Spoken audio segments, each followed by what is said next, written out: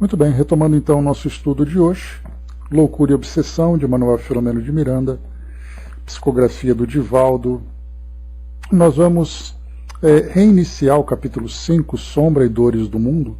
Nós fizemos a leitura de algumas poucas páginas, né, na sequência do nosso estudo anterior, do capítulo 4. Então, para facilitar, a gente pega do início, para retomar aqui o nosso raciocínio. Nós vimos no capítulo anterior, então, a história de Carlos, né, daquele nosso jovem que sofria aquela esquizofrenia, chegando ali naquela condição tão dramática, em que nós vimos a sua história, que tinha sido no passado um senhor de escravos, que abusou não só da autoridade, da violência, mas também da violência sexual, fazendo com que ele não apenas se desequilibrasse, como também criasse, né, uma relação bastante danosa com espíritos que foram suas vítimas e agora se apresentam na condição de obsessores. A mãe de Carlos, então, Dona Catarina, estava ali presente, pedindo orientação, enquanto o filho, em desdobramento, era conduzido ao centro para receber ali o primeiro tratamento. Então, o Dr. Bezerra, comentando com Manuel Filomeno de Miranda, a respeito da esquizofrenia na visão espiritual, vendo ali todos os transtornos, né, e as causas da esquizofrenia, e também fazendo uma análise entre aquilo que a nossa ciência terrena estuda a respeito da origem, dos tratamentos, e aquilo que nós devemos observar sobre as questões espirituais relacionadas com a origem dessa doença, dessa psicopatologia. E depois dele traçar para nós ali, apresentar um conteúdo bastante interessante, mas para nós leigos, né, a gente acaba tendo um entendimento superficial, mas o suficiente a gente poder fazer uma análise daquilo que acontece com esse rapaz. O Dr. Bezerra, então, faz ali um diagnóstico, né, do quadro desse jovem. E ele tinha ali por volta de 20 anos, né, lembrando.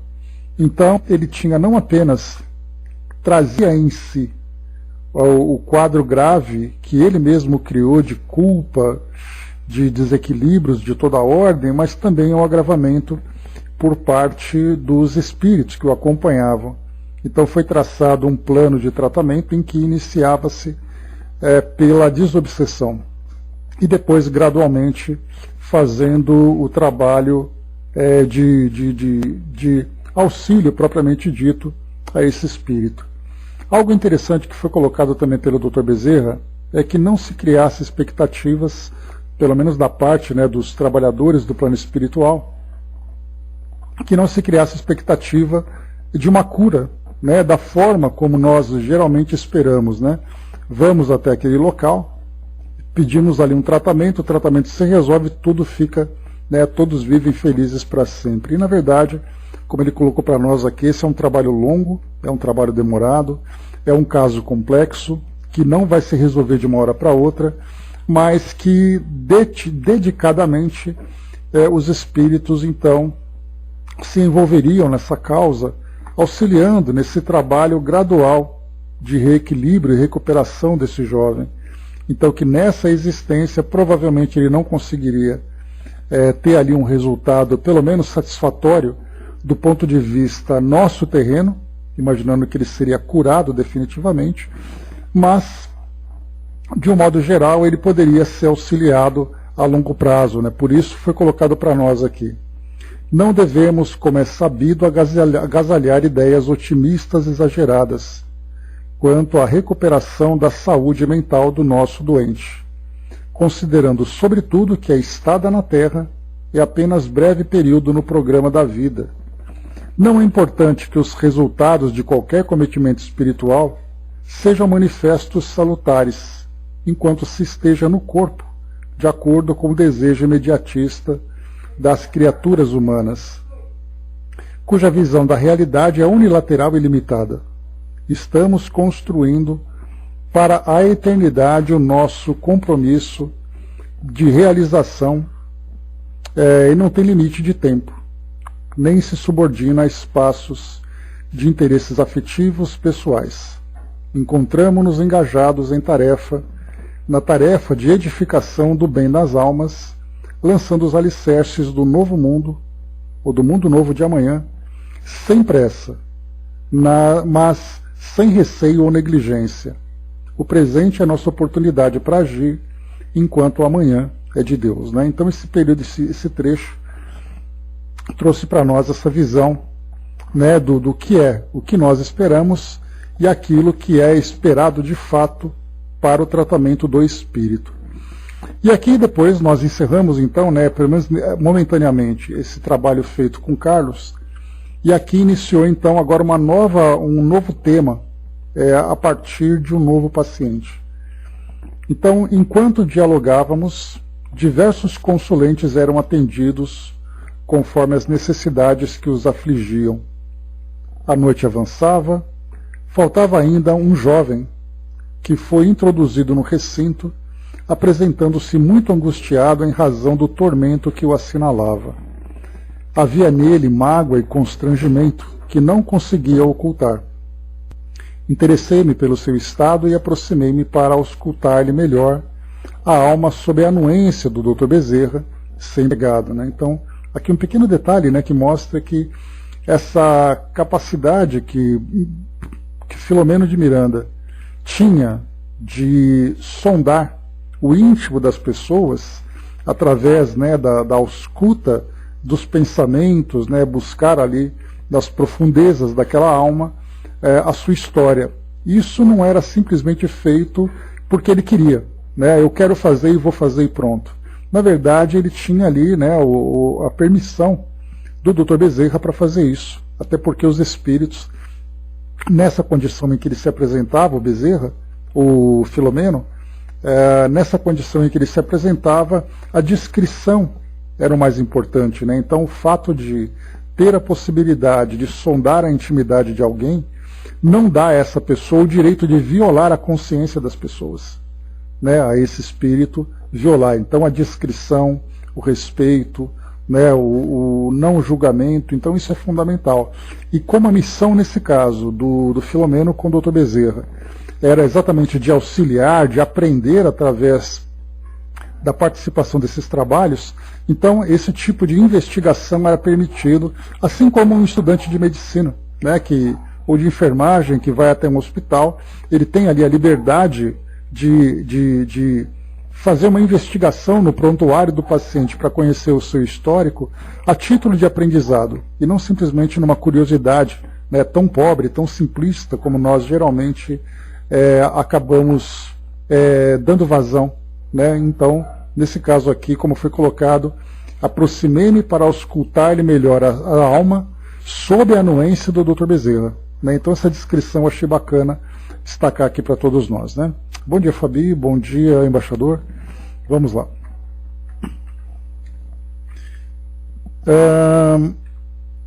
O moço não chegara aos 20 anos, no entanto exteriorizava ondas sucessivas de dor moral, o que me sensibilizou de imediato. Sem saber como dirigir-se à entidade que o recebia, permaneceu em silêncio externo, enquanto a mente excitada derramava os clichês do seu dia a dia impressos com vigor, né? Então seria na sua tela mental as imagens do seu cotidiano, das experiências vividas, das suas frustrações, das agressões que eventualmente viria a sofrer, isso ficava claro na sua mente, né? No exame perfunctório, né, no exame superficial, pude apreender-lhe o motivo da agitação interior, identificando as personagens que se moviam em sua tela mental, produzindo-lhe tormentos sem nome. Sensível, estava travando uma luta que envolve um número incontável de criaturas terrenas no processo de reeducação em que se encontram incursas por impositivo da evolução. Então aqui o Filomeno percebe que o caso desse jovem era um caso semelhante a tantos outros casos que tem no mundo, né, de espíritos que estão vivenciando nesse processo de reeducação, né, que nós teremos oportunidade de estudar a partir do caso desse jovem, né? Então isso por impositivo da evolução. Então são espíritos que vivenciam essas experiências como uma necessidade evolutiva, mas são experiências dolorosas, que nós veremos aqui em seguida. O seu problema era-me conhecido e já o houvera examinado em uma outra obra. Nós veremos depois aqui. Como, porém, cada ser é um universo à parte, cada experiência constitui alentador capítulo no livro das existências, acompanhei a sua narração ante a orientadora espiritual, que deu início à conversação com elevado respeito pelo jovem sofredor. Então, o fato de milhões de criaturas viverem esse tipo de experiência no mundo não significa que todos os casos são iguais, né? Cada indivíduo, cada história tem ali o seu curso, tem a sua origem, tem o seu desdobramento. Então, embora o tema já fosse conhecido, esse caso tinha ali as suas características específicas, as suas características particulares. Sombras e Dores do Mundo, capítulo número 5, então, que nós vamos entrar agora, dando sequência aqui a esse tema, né? Só que aqui na introdução, como nós já vimos no nosso capítulo anterior, no nosso estudo anterior, o Dr. Bezerra faz aqui o Filomeno faz aqui uma abordagem, como é de costume, né? Ele trata de um tema, depois ele nos leva a acompanhar o curso, né, das pessoas envolvidas aqui nos casos. Então vamos aqui trazer assim um momento mais filosófico. O trânsito de entidades vinculadas aos serviços da instituição era expressivo. Operários do socorro fraterno movimentavam-se ágeis, atendendo os adversários de alguns dos presentes, e enquanto se executavam rituais específicos, havia alterações de atitudes e promessas de renovação dos mesmos, sob protestos de honesto esforço pessoal. Então, aqui os espíritos que acompanhavam os encarnados àquela instituição, eles eram então aqui acolhidos da mesma forma que os encarnados eram acolhidos pelos trabalhadores encarnados e também desencarnados. Os desencarnados que acompanhavam essas pessoas também eram acolhidas. E algumas delas aqui, como foi colocado para nós, havia alterações de atitude e promessas de renovação. Então eles eram assistidos, recebendo ali o primeiro apoio, o primeiro amparo, né? Mas claro que isso alguns cediam, né, a esse convite de renovação, mas outros se mantinham resistentes ali aos seus propósitos, principalmente ali na condição de obsessores, propósitos de vinganças, de agressão contra aqueles que eram o alvo da sua obsessão. Muitos dos espíritos para ali conduzidos eram membros de esdrúxulos cultos que conservavam além do corpo, em regiões circunvizinhas à terra, onde terríveis obsessores treinavam-nos para lôbregos processos de vingança. Então aqui muitos desses espíritos faziam parte, né, desses grupos, dessas irmandades, digamos assim, que tinham como objetivo instruir, treinar e orientar espíritos para colocar em prática esses processos de vingança. Então eles tinham ali as suas práticas, faziam parte dessas comunidades no plano espiritual, que nós inclusive já acompanhamos em outros livros, né? Que são essas pequenas comunidades nas regiões de vibração mais inferior no plano espiritual, onde se juntam espíritos ali que trazem, né, objetivos afins com essas vibrações, com esses planos. O vampirismo desenfreado constituía recurso de sustentação dos filiados à greia hedionda, na qual, mediante fenômenos de ideoplastia e telementalização e hipnose, se consumavam programas da mais vil qualidade, enredando desencarnados entre si e criaturas domiciliadas no corpo, que mantinham comércio mental com essas cruéis extravagâncias. Chegamos a comentar sobre isso, né, o trabalho mental que era feito, embora nós tivéssemos ali recursos, por exemplo, né, de recursos magnéticos para interferir no organismo daquela pessoa, também havia recursos mentais, de ideoplastia, criando imagens que são imagens perturbadoras, imagens que impõem principalmente o sentimento de culpa, de remorso daquelas pessoas, né, fazendo com que ele reviva as experiências dolorosas que foram já criadas.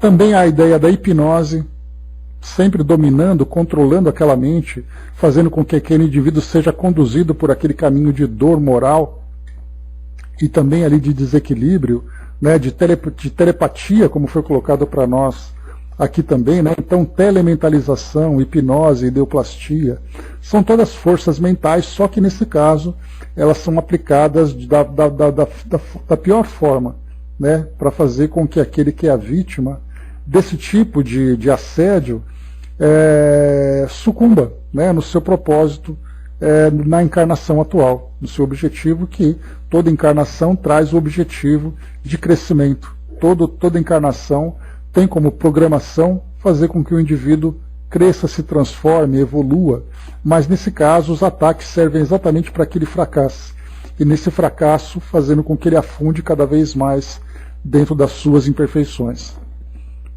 Então esse trabalho mental era ali o recurso mais aplicado por esses espíritos que aprendiam, como nós vimos, né, exatamente nesses ambientes, nessas comunidades do plano espiritual inferior. Oportunamente visitáramos alguns desses núcleos, onde a hediondez superava tudo que a imaginação em desequilíbrio pudesse conceber. Então aqui não dá para a gente imaginar exatamente o que Filomeno coloca para nós, né, que mesmo que nós imaginemos, vai estar muito além, né, muito aquém daquilo que realmente acontece no plano espiritual, né, no sentido da maldade em si, né, da inferioridade moral dos espíritos. Ali, nesses ambientes, estagiavam à noite, né, sob coação, diversos indivíduos encarnados que as drogas alucinavam, a elas conduzidos por sutilezas de inspiração perniciosa produzida por comparsas do além, e que no contubérnio existente encontravam estímulo para a divulgação na Terra dos estereótipos, dos desconcertos morais e emocionais que as suas expressões artísticas canalizavam. Então a gente chegou a falar sobre isso também.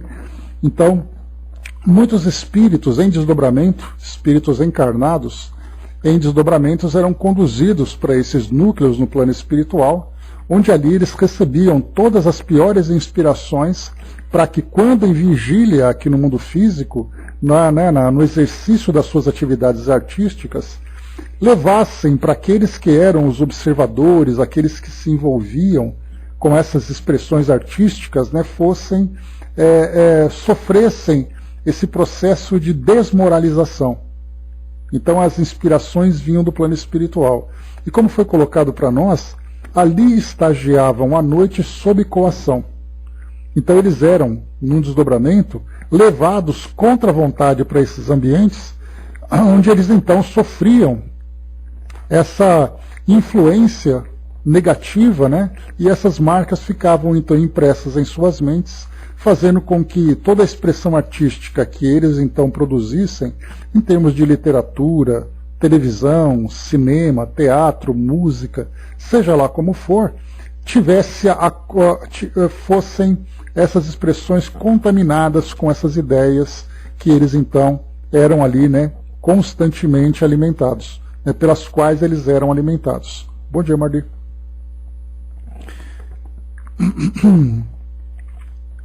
Posturas exóticas. A André colocou, não acho que seja contra a vontade, de alguma forma estavam ligados a esses espíritos desequilibrados. Pois é, o detalhe é assim, né, André? Eles tinham afinidade com as sensações, com a vulgaridade de alguma forma, mas a excursão, esse passeio, entre aspas, que eles faziam nesses locais não era nada agradável. Por isso eles eram levados, eles eram quase que arrastados a esses locais, onde na verdade eles não eram ali, senta na sala de aula para a gente poder te explicar. Eles sofriam os efeitos, os abusos, toda a violência que esses ambientes provocavam, fazendo com que eles tivessem aquela noite das mais perturbadoras possíveis, né, de uso de substâncias. Então isso acabava refletindo no seu modo de viver. Mas eles eram coagidos, eles eram levados contra a força a esse local, e lá eles eram submetidos a todo tipo de constrangimento. Até porque nesses ambientes, lá não existia simplesmente esse espírito de camaradagem. Era ali a lei do mais forte, a lei do mais primitivo. E esses espíritos, então, eram submetidos a essa violência, né? Fazendo com que eles, então, sofressem esse desconcerto, como nós vimos, né? Moral, por efeito das próprias experiências que eles viviam no plano espiritual. Aqui o Filomeno vai descrever para nós agora alguns tipos de vivência desses indivíduos, né?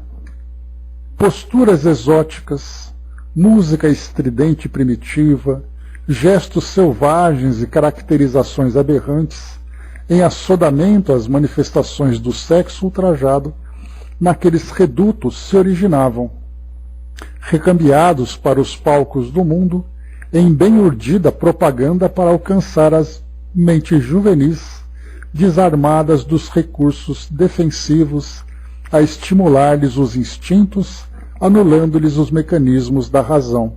Né? Então, o que eles pegavam do plano espiritual como inspiração, isso se transformava, se materializava em suas apresentações, fazendo com que aqueles que eram os apaixonados, né, os adoradores desse tipo de manifestação artística, fossem influenciados negativamente. Né? Então a gente tem até aquela música do Cazuza, que fala, né, sobre meus heróis morreram de overdose, meus inimigos estão no poder. Né? Então, meus heróis morreram de overdose. Então, a gente pensa, né, se nós cultuamos heróis que morreram de overdose, né, quem seriam então os nossos anti-heróis? Então, por isso é sempre constrangedor para esses espíritos vivenciarem isso no plano espiritual. Ases da informática moderna, que lideram larga faixa de desavisados pelos veículos da comunicação de massa, solicitando mais ampla, sempre infinita liberdade para o vulgar, o agressivo, o servil, eram, por sua vez, vítimas desses severos títeres do mundo espiritual inferior, que se locupletavam na rapina de energia daqueles que se lhe vinculavam espontaneamente. Então ele já fala também aqui da parte da tecnologia, né?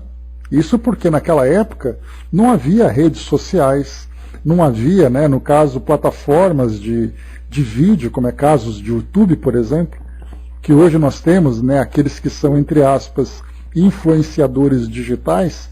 Que tipo de influência é essa? E qual é a origem dessas inspirações que eles têm para poder transmitir isso para aqueles que são milhares, se não milhões de seguidores, que dão curtidas naqueles vídeos que trazem as inspirações das mais vulgares, das mais destrutivas possíveis, né? Então isso é o que a gente vê com toda facilidade e que todo mundo tem acesso a isso com toda facilidade. Se nos anos 80, que é quando aconteceu essa história, já era essa uma preocupação, né? Então imaginemos hoje que isso tudo é muito mais fácil. Né? Na palma da mão, literalmente, nós temos acesso a tudo aquilo que acontece no mundo. Campeões do cinismo, sempre vanguardeiros da corrupção e da insensibilidade para com os valores éticos da vida, técnicos na ironia e no menosprezo às conquistas da moral e da justiça, eram frequentadores habituais, por sintonia psíquica, daqueles grupos em que renovavam experiências sórdidas, retornando depois ao corpo, sempre ansiosos e insatisfeitos pelo vivido, padecendo irrefreável avidez pelo novo gozar. Né? Então aqui, como foi colocado, a sintonia psíquica, sem dúvida, era o padrão essencial que existe ali. Né? Mas a agressão, a violência que era sofrida, essa era a tônica que fazia exatamente com que eles retornassem ansiosos e insatisfeitos por aquilo que eles viveram. O Braz colocou ali também, né? Então, são vários gêneros, né, Braz? A gente pode colocar Desde, por exemplo, aquilo que, entre aspas, é chamado de romântico, mas que, na verdade, vulgariza o amor sincero. Nós temos as sensações, né, das melodias, dos instrumentos, dos ritmos, das danças, das letras. Então, todos os gêneros nós temos. Então, não é nem esse nem aquele.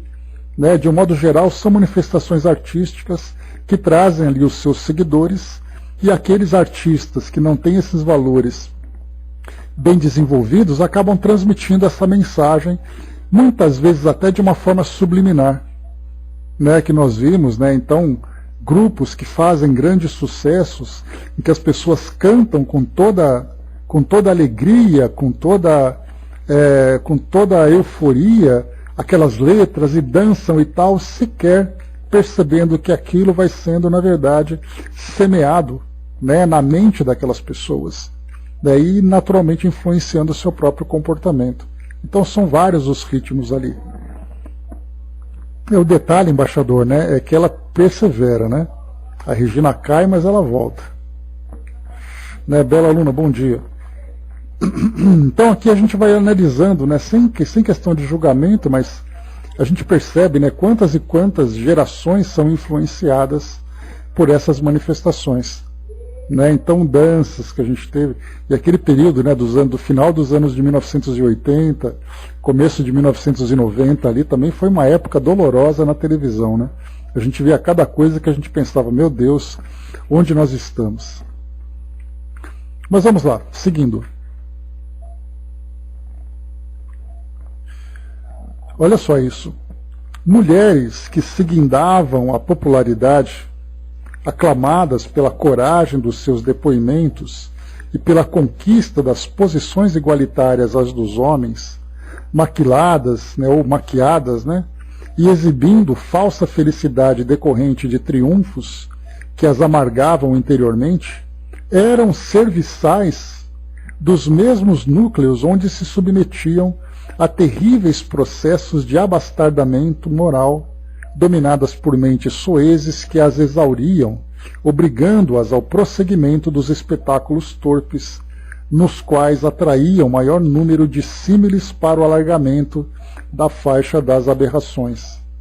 A maioria delas, certamente, trocaria toda a ilusória notoriedade de que desfrutava, caso fruíssem a segurança de um lar, de um afeto, de família, que combatiam como instituições falidas por mágoa insufocada de os não possuir. Né? Então, bom dia, dona Miriam. Então aqui é o que a gente vai ver. No caso, ele coloca aqui, por exemplo, personalidades femininas que exibiam, né, uma falsa felicidade, uma beleza exterior, mas que espiritualmente eram conduzidas para esses ambientes e se tornavam serviçais daquelas condutas mais torpes, né, e depois elas voltavam trazendo essa ideia, né, de que a liberdade, de que a alegria momentânea, de que os prazeres era aquilo que realmente importava, sendo que na verdade havia uma infelicidade embutida e crescente, né, dentro de cada uma delas.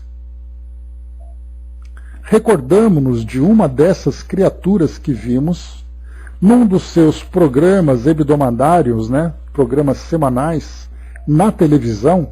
Aqui ele discretamente não comenta quem é essa personalidade que tinha um programa na televisão naquela época, né? Exatamente, Andréia. Né? Então a gente vê hoje na tecnologia desses influenciadores, então é tudo ali, né, fotografias de momentos que parecem representar o estado de espírito daquela pessoa, e na verdade não. Né? Então vamos ver aqui a personagem que ele comenta. Recordamo-nos de uma dessas criaturas que vimos num dos seus programas hebdomadários, na televisão, invectivando contra a moral, que chamava decadente, e exibindo indivíduos paranoides atormentados de vários tipos para espetáculos grotescos, com que divertiam os jurados e o grande público, igualmente ansioso pelo fecenino e brutal, esplendendo beleza no corpo, mas cujo ser interior, alterado por deformidades que lhe imprimiam a mente e o conúbio obsessivo, chegou a chocar-me. né? Então aqui ele fala para nós que a pessoa encarnada fisicamente, ela trazia uma beleza, uma liberdade, expressava uma alegria, mas espiritualmente era visível a deformidade espiritual que ela vivenciava pelas qualidades mentais que ela imprimia em si mesma. Então tudo aquilo era nada mais, nada menos do que uma breve ilusão.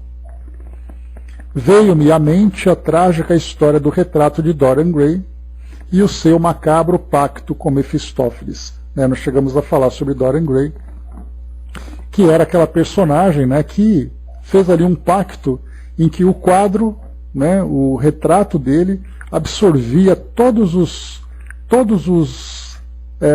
atos negativos e morais que ele vivenciava. Então ele tinha liberdade para fazer o que bem entendesse, que isso não ficaria impresso no seu corpo físico, mas no retrato.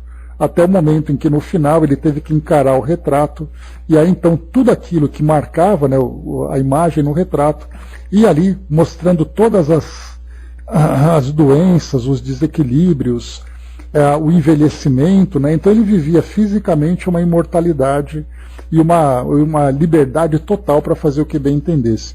E o quadro era o mata-borrão, que ia absorvendo todas as suas atitudes, até o momento em que ele encara aquele quadro e tudo aquilo que existia naquele retrato passa para ele, o quadro volta àquela aparência normal, que foi pintado o quadro dele, e ele fisicamente depois acaba morrendo, guardando tudo aquilo que ele acumulou no decorrer da sua vida. Então é bem impressionante isso que é colocado para nós. Então fisicamente você mostra uma beleza, mas espiritualmente você está guardando todas as impressões negativas. Fabi colocou, sempre lembro da música Casinha Branca, às vezes saio a caminhar pela cidade à procura de amizades, vou seguindo a multidão, mas eu me retraio olhando em cada rosto, cada um tem seu mistério, seu sofrer, sua ilusão, Inspirado, hein, Fabi? Então, uma bela letra que mora realmente isso, Ou então aquela música, que o Fábio Júnior canta, que o padre Fábio de Mello coloca, quando ele diz assim, também, cada rosto é um espelho de um desejo de ser e de ser. Então também olhando para as pessoas e vendo ali realmente aquilo que existia de mais profundo na sua visão, A Andréa lembrou, esse livro é uma aula de psicologia de vida, pode fazer, mas vai aparecer, você querendo ou não, Isso foi feito em filme também, Andréa? Um filme bem interessante que mostra, visualmente o comportamento de Dorian Gray, que depois acaba tendo esse desfecho, já colocando spoiler. Mas mesmo assim vale a pena, para quem tiver a oportunidade, de ler ou de assistir a esse filme. E continua.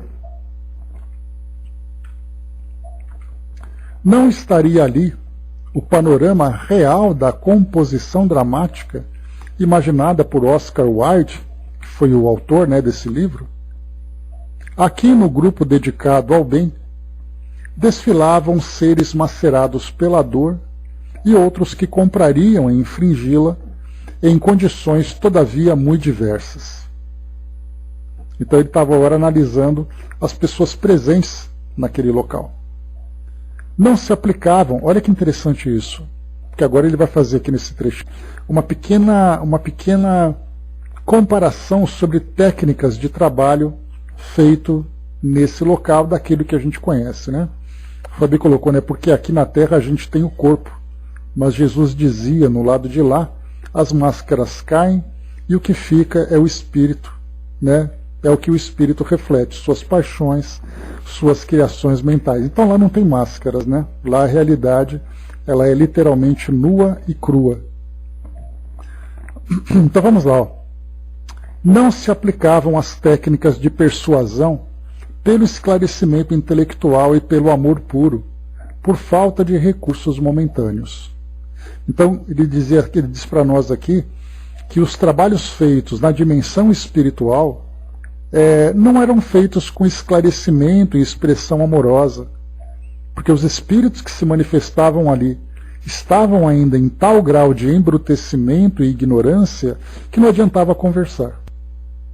Ele diz assim, antes eram utilizados os métodos do choque emocional e da força mental a que se submetiam aqueles que da vida somente reconhecem e respeitam essa escala de valores. Então era ali algo mais agressivo para esses espíritos, né? Então havia ali um grupo de trabalhadores no plano espiritual que eram espíritos que dominavam essa técnica do magnetismo e que aprisionavam e levavam esses espíritos para determinados lugares para que pudesse dar liberdade para os encarnados iniciarem esse processo de recuperação. Então não havia simplesmente aquela doutrinação. Havia, naquele momento, a necessidade de um recurso mais agressivo, pela própria necessidade que havia no trabalho que se desenvolvia. Mas ele coloca também: não nos cabia o direito de ajuizar quanto aos recursos utilizados, tendo em vista que há terapêutica balsamizante, de cautério e cirúrgica, de acordo com a manifestação da doença e com as resistências do paciente. Então, cada recurso é utilizado de acordo com a necessidade do paciente. Hoje você ganhou, Regina. Inegavelmente tratava-se de uma colmeia de ação positiva, no qual o amor, dentro da capacidade de assimilação local, era a tônica geral, pois que se trabalhava pelo bem e pela felicidade de todos. Espíritos que se submetiam a outros mais brutais, em servilismo hipnótico e apavorado, seres que se sentiam dominados por criaturas, as quais se compraziam atender, entidades que se criam geradas apenas para o mal, perpetuamente a ele destinadas, recebiam conveniente assistência e amparo, recuperando uns e predispondo outros, renovação, todos num processo de crescimento vagaroso, porém estável e eficiente. Os recursos do bem, como era bom sempre constatá-lo, são inesgotáveis e apresentam-se quantidade superior ao que, por falta de mais completa designação, chamamos mal. A aparente vitória desse último é resultado da transitória sintonia daqueles que tateiam nas sombras da ignorância, ainda não alcançados pelas luzes do discernimento, ou primários nas experiências da evolução. Mais instinto que inteligência, mais sensação que emoção, a quem nos cumpre atingir, abrindo-lhes espaços para o crescimento das aptidões superiores que lhe dormem ou já lhes lucilam no imo. Então ele vai falando sobre o que é a felicidade, o que é o bem, o que é o mal. O bem sempre presente é a expressão máxima do amor.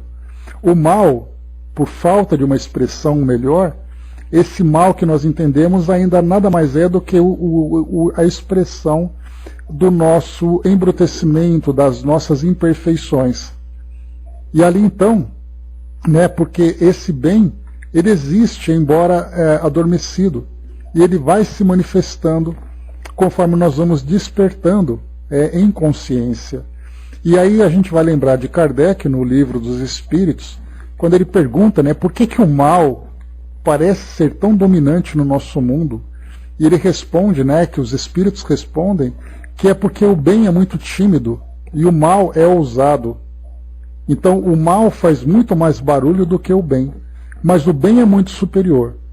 Quando aqueles que vivenciam o bem forem também ali mais corajosos e realmente tiverem a vontade de mostrar as suas ações, o mundo vai se transformar.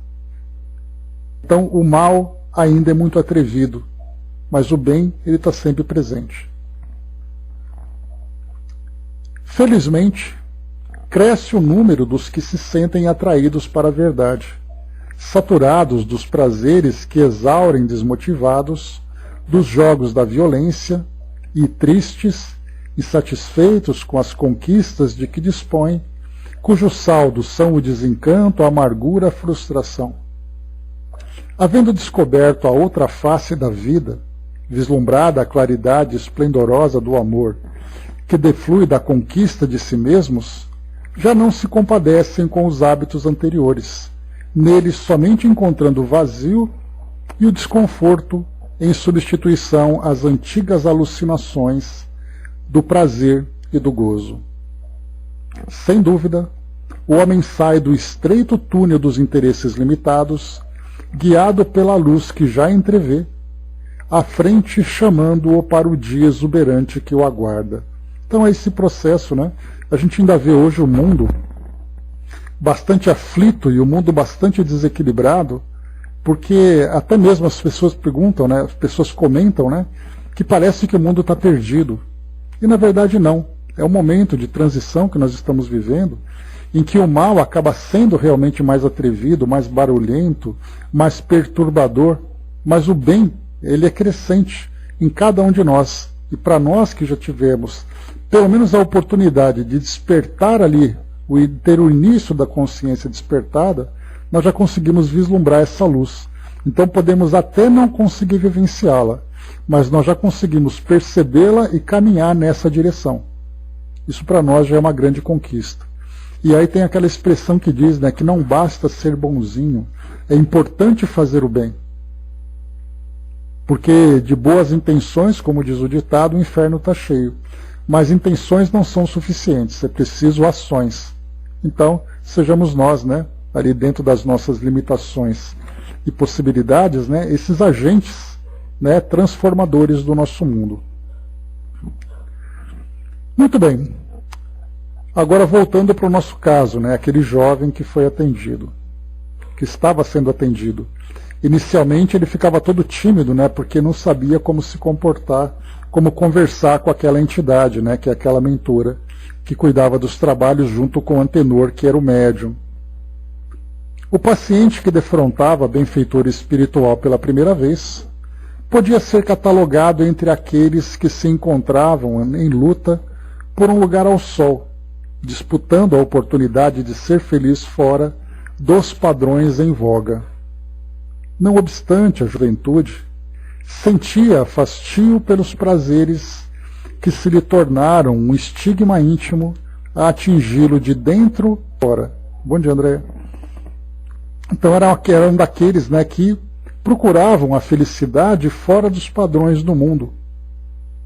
Né? E ele simplesmente se esgotou dentro da busca daqueles prazeres do mundo e queria realmente um caminho novo, uma experiência nova de vida. Sou uma alma em frangalhos, desabafou por fim, abrindo-se com total confiança.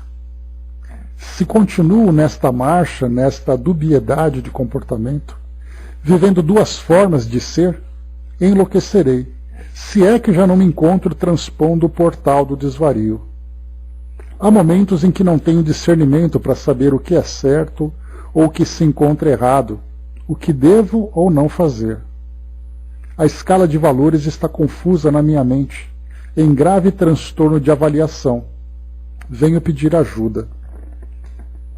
Eu notara que no intervalo de silêncio, quando os clichês mentais se lhe sobrepunham à aparência, ele fora submetido à assistência fluídica, de modo a poder liberar-se dos agentes contristadores que o encarceravam no conflito. Porque a bondosa mentora permanecesse com um sorriso gentil, bailando-lhe nos lábios, que infundia confiança, o moço expôs indagando: será que eu sou um espírito feminino, domiciliado num corpo masculino? E a gente lembra, né, que lá no outro capítulo, no final, Filomeno colocou, né, que já fez o estudo desses casos, né, em outra obra, que mostrava, né, que milhões de pessoas vivem esse conflito no mundo. E aqui então só que cada caso tem ali a sua história. Embora aparentemente todos vivenciem uma experiência semelhante, na verdade essas manifestações podem parecer semelhantes, mas a intimidade de cada um é um universo muito particular. Toda a minha vida até aqui é um permanente delírio. A minha psicologia difere da minha fisiologia. Minhas aspirações entram em choque com a minha forma. Desde criança eu preferia que me chamassem Lícia a Lúcio, que é o meu nome. A última forma me chocava, enquanto a primeira me produzia deleite. Ao espelho despido, sempre me estranhei, passando a detestar o que eu apresentava sentir, anelando pelo que experimentava emocionalmente, sem possuir. As formas do corpo produziam-me estranheza. Foi, porém, na puberdade que os meus sofrimentos se agravavam, na escola, no lar, em toda parte. Eu era uma pessoa dupla. A real era interior, enquanto que a aparente era visível. André colocou, né? Pois é. Para eles é uma angústia diária, né? Anos e anos de sofrimento até se entenderem, né? Até se entenderem e tentarem ser entendidos também, né, Andréa? Hoje nós temos aqui um mundo que procura trazer um pouco mais de compreensão, de liberdade. Mas nós falamos aqui dos anos de 1980, onde havia ainda um preconceito muito forte, né? Menos do que no passado, naturalmente, mas ainda muito presente, né? Todas as minhas recordações estão assinaladas por referências femininas, e os meus interesses sempre giraram nessa órbita. A inocência não me deixava entender a variedade de sentimentos, essa dicotomia comportamental, essa divisão de comportamento, né? Ainda não me assaltavam preferências físicas, já que tudo acontecia num plano ideal, platônico, se posso dizer, sem outros comuns ingredientes humanos. A mente do jovem repassava as suas lembranças, que se corporificaram diante dos seus olhos. Ele titubeou um pouco ante a recordação forte, que assinalava novo e penoso período da sua existência. Permanecendo-lhe a indecisão, a amiga espiritual estimulou a narrativa com palavras de entendimento, pois que isso lhe faria bem. Quando eu contava 10 anos, recordo-me bem, como se estivesse a acontecer novamente, um irmão de mamãe, que morava no interior, portanto meu tio, veio fazer faculdade em nossa cidade, e nosso lar foi-lhe aberto, confiante e hospitaleiro. Eu o conhecera rapidamente, desde quando, muito antes, fora visitar meus avós, levado por meus pais e em companhia dos meus 2 irmãos maiores, um menino e uma menina. Naquela ocasião senti-me encantado com ele, bondoso e delicado, que brincava conosco. Ao retornar à minha casa, aquela primeira impressão foi se diluindo com o tempo. Agora, porém, fora um choque reencontrá-lo, não obstante a minha pouca idade. Ele, todavia, pareceu-me o mesmo, porquanto dava-me preferência e acariciava-me com insistente dedicação. Suas mãos fortes e seus dedos vigorosos passeavam com ternura sobre a minha cabeça, deslizando entre meus cabelos encaracolados. Osculava-me a face e foi-me dominando emocionalmente. Apesar de eu não saber distinguir um de outro sentimento, experimentava grande bem-estar ao seu lado e corria sempre em busca da sua companhia. Novamente Lício aquietou-se, medindo as palavras que deveria utilizar. Logo depois continuou. Dói-me recordá-lo em razão dos sentimentos controvertidos que me abatem. Um dia, com palavras dóceis, que eu não alcançava, levou-me à sedução, a ação nefasta devastadora que me prossegue afetando. Sem saber discernir, era uma brincadeira, um segredo de amor, que manteríamos conforme deu-me instrução para uso pessoal e junto à família. Com o tempo adaptei-me, e envergonho-me de confessá-lo, passei a amá-lo, se é que um adolescente naquele período sabe o que é o amor. Em casa, em face da confiança da família e ao descuido educacional, jamais transpirou o drama que ali se desenrolava conosco. Por mais de 3 anos vivemos essa terrível aventura, que se interrompeu quando ele concluiu o curso e foi exercer a profissão em outra cidade. Desnecessário dizer que a sua partida foi um desespero para nós ambos, que parecíamos não suportar o que ia acontecer. Impossibilitados, porém, de encontrar outra solução, o tempo selou nosso destino com a separação. Mantivemos correspondência frequente, como ocorre nos idílios interrompidos pela distância física, e como tais o desfecho ocorreu, como era natural, seguindo as leis da vida. Ele encontrou uma jovem a quem passou a amar realmente, deu-me ciência do fato e casou-se com ela. Eu estava com 15 anos. Adicionei à dor moral outra decorrente do vício a que me acostumara. Sem orientação, sem coragem de buscar apoio e diretriz com que me pudesse ajudar, e temendo não os encontrar, após noites indormidas e lutas tenazes contra a ideia do suicídio que se me fixava como única solução, tombei em novas, frustrantes e arrasadoras experiências que me magoaram profundamente, dilacerando-me o coração e a dignidade interior. Concluo que mesmo as criaturas mais vis do chamado contexto social possuem a sua dignidade, suas áreas emocionais de honra, fronteiras resistentes, umas a se perderem na guerra das paixões dissolventes antes da derrocada total. Quando essas são ultrapassadas, nada mais resta por que lutar.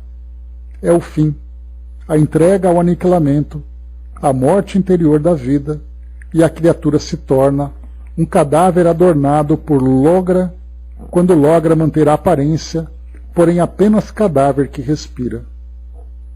Por fim, vive-se hoje um momento em que quase todos afirmam a necessidade de cada um ser por fora aquilo que é por dentro, assumir a sua realidade íntima, viver e gozar conforme as suas necessidades e só. Isso, porém, não me convence. Há algo dentro de mim que repele a degradação, a promiscuidade, a morte dos objetivos que a vida possui. Creio em Deus e na alma, razões que me afligem a consciência ante os tormentos que me assaltam. Valeram, indago-me, os parcos minutos de relax e prazer em relação aos dias e noites de ansiedade e incerteza? E depois, quando a morte advier, será sempre penso, o que acontecerá, como será? Some-se a isso que a lembrança do meu tio não se aparta de mim. Amo-o e odeio-o. Não voltei a vê-lo, embora, não há muito, ele tentasse, por carta que eu não respondi, uma reaproximação. Ele agora é pai. Como reconciliar tal comportamento? No entanto, ele não me sai dos sonhos, nem das recordações que me enternecem e infelicitam. Eis porque aqui estou pedindo socorro, a vós que tendes a visão da imortalidade, a sabedoria dos problemas humanos. Soube que talvez um trabalho de vossa parte me pudesse aliviar o sofrimento, já que não creio seja possível arrancá-lo de mim, por entender que sou um ser feminino numa forma masculina, graças a um sortilégio da divindade que não consigo entender. O que sei é que necessito de uma tábua qualquer de salvação, mesmo que imaginária, qual náufrago que, em se debatendo na procela, se agarra a uma navalha que lhe dilacera as carnes, mas que é a única possibilidade de salvação ao seu alcance. Um grande silêncio caiu no compartimento, no qual se ouviam as ânsias da alma sofrida pedindo socorro. A cantoria monótona, as palmas e os sons dos surdos ritmos pareciam muito longe, não interferindo na psicosfera ambiente. Várias entidades que envergavam a epiderme negra, assinaladas pela bondade e nobreza de propósitos, ali presentes, comoveram-se tanto quanto nós com a narração de Lício. Uma onda de simpatia geral nos envolveu a todos. O nobre Dr. Bezerra, que acompanhava a experiência a desdobrar-se diante de nós, interveio em meu favor explicando: caro Miranda, a situação em que estagia nosso querido irmão alcança número muito maior de criaturas na terra como no além do que se possa imaginar. Contam-se aos milhões no mundo, padecendo conflitos dessa natureza, que ainda não encontraram compreensão adequada, nem estudo conveniente das doutrinas que lhe investigam as causas, procurando soluções. Por enquanto, travam-se lutas entre a coartação, a restrição, e a liberação do comportamento daqueles que estagiam nas áreas conflitantes do sexo. Os apologistas da proibição aferram-se a códigos morais caducos e impiedosos, nos quais a pureza é sinônimo de puritanismo, e os outros que lideram o esforço em favor dos direitos da funcionalidade aberta primam pela agressão moral, pela alteração de valores, pela imposição da sua conduta, nivelando todos os indivíduos em suas carências afetivas e estruturais, proclamando a hora da promiscuidade e da chalaça. Apresentam-se muitos indivíduos que se deixam conhecer como motivo de escárnio, em vez de lutarem pela conquista igualitária de espaço, ou de risota, ostentando deformidades que resultam dos comportamentos alienados, pedindo generalização dos costumes nos quais a conduta enfermiça deveria tornar-se padrão para todos. O respeito e a linha de equilíbrio devem viger no homem, em qualquer compromisso de comportamento estabelecido.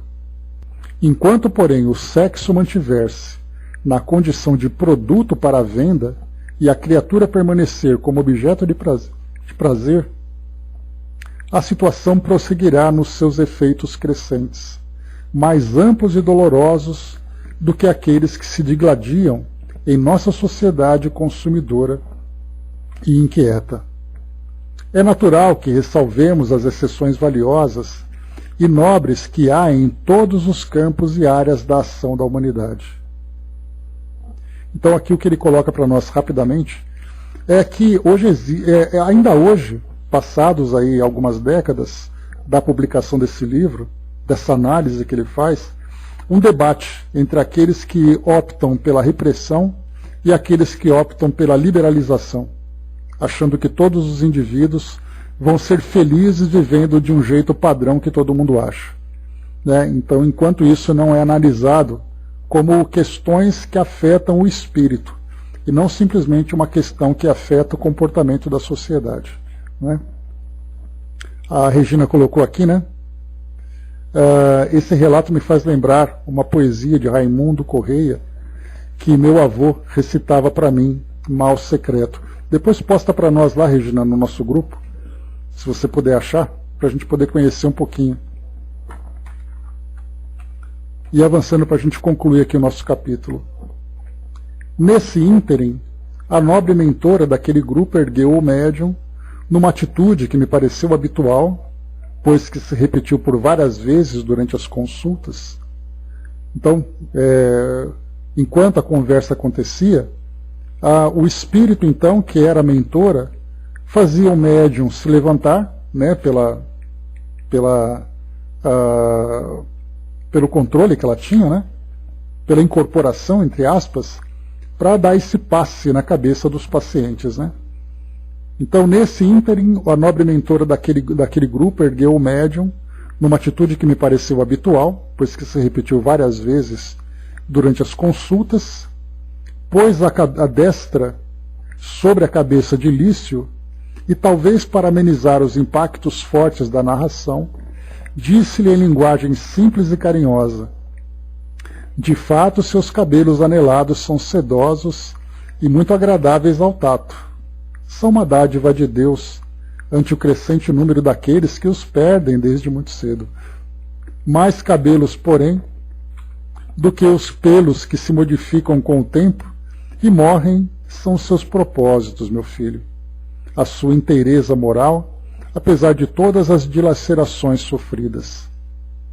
Vamos orar primeiro, enquanto lhe aplicamos recursos balsamizantes, refazentes, para iniciarmos o trabalho de que necessita. Um bem-estar imenso se espraiava pela sala.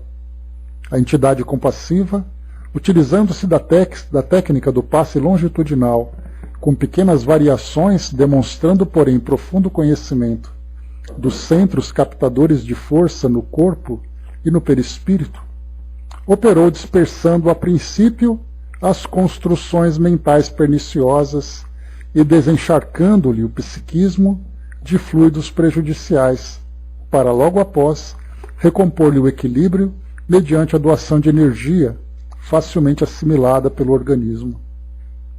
Lício começou a transpirar em abundância e a bocejar repetidamente. Tudo bem, meu filho, disse-lhe, tranquilizando-o a magnetizadora espiritual. Após sentar o médium, produziu um clima psicológico para a segunda fase do atendimento ao jovem, agora mais disposto à terapia. Havia paz no ambiente e o amor ungido de sabedoria comandava os acontecimentos. Então aqui nós terminamos, né, esse capítulo número 5, que tem a história desse jovem. Falamos ali metade do capítulo, né, sobre essas influências espirituais, esses grupos de espíritos que influenciam os encarnados, né, no sentido de trazer esse desvio moral a partir das influências das artes que eles então manifestam. E depois nós vemos aqui um pouco da história desse jovem.